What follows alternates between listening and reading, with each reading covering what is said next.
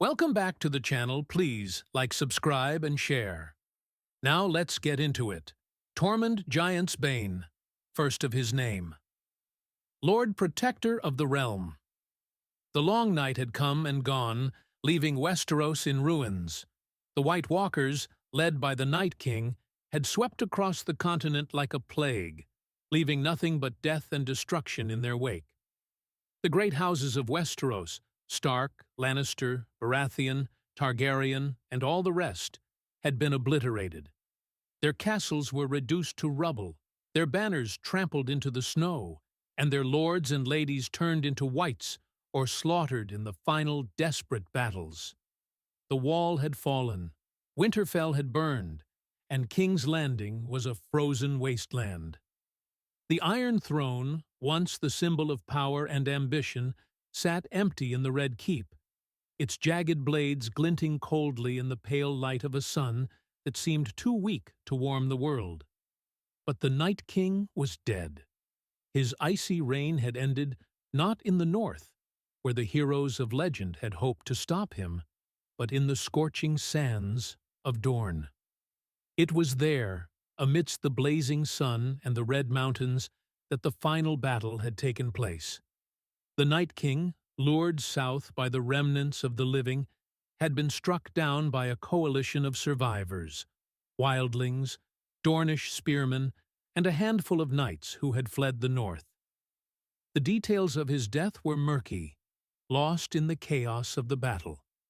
But one thing was certain: the threat of the White Walkers was over.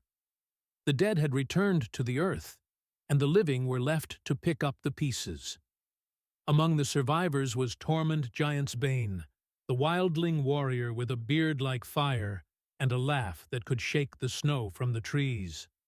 Tormund had fought bravely in the war against the dead, swinging his axe with the fury of a man who had nothing left to lose. He had seen his friends fall, his people slaughtered, and his world turned upside down. But he had survived, and now he found himself in a strange new world, a world where the great lords were gone, and the Iron Throne sat empty. It was not Tormund's idea to claim the throne. He had never wanted to rule. He was a free man, a wanderer, a lover of women and wine and wild places. But the survivors, those few who remained, looked to him for leadership. They had no one else. The great houses were gone, their bloodlines extinguished.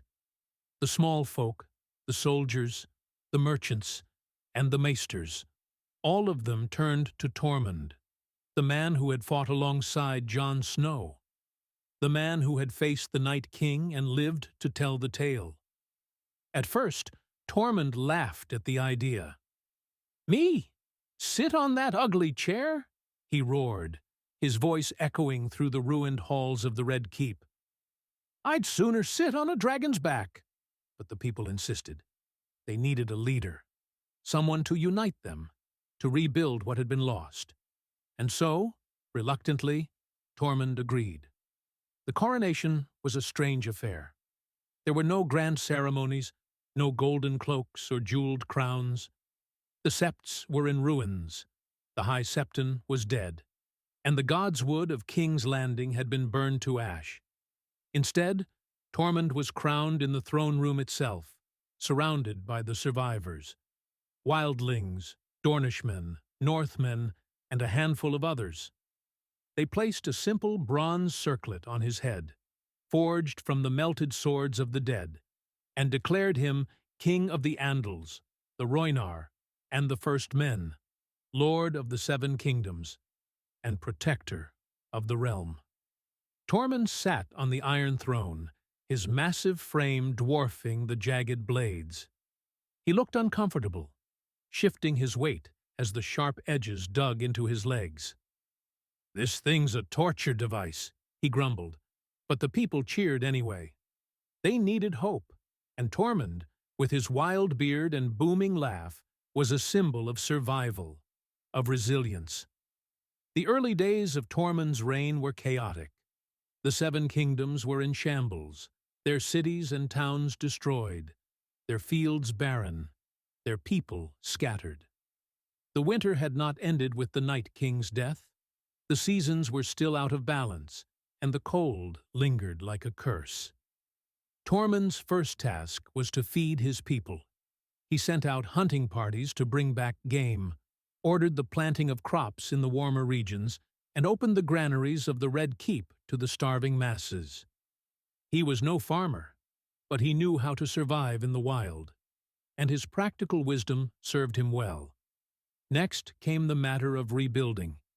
The castles and cities of Westeros were in ruins, their walls crumbled, their streets filled with rubble.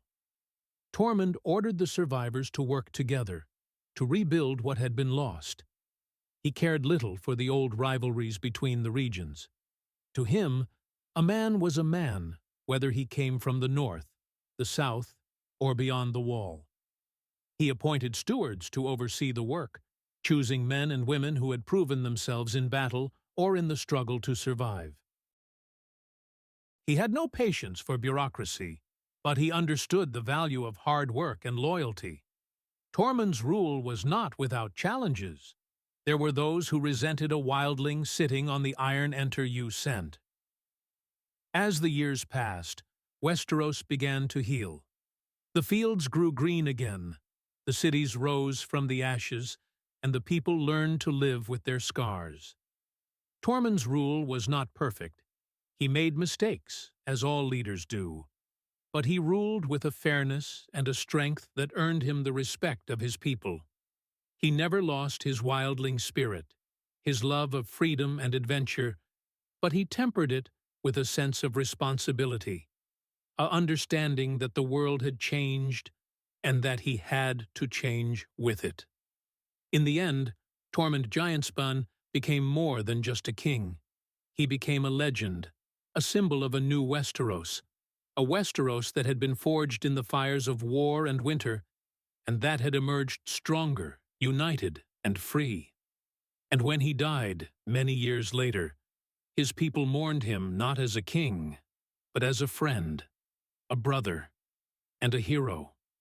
They buried him in the wild lands beyond the wall, where the wind howled and the stars shone bright, and they raised a stone in his memory, carved with the words, "Here lies Tormund Giantsbane, the giant on the Iron Throne. He laughed in the face of death, and he taught us to do the same."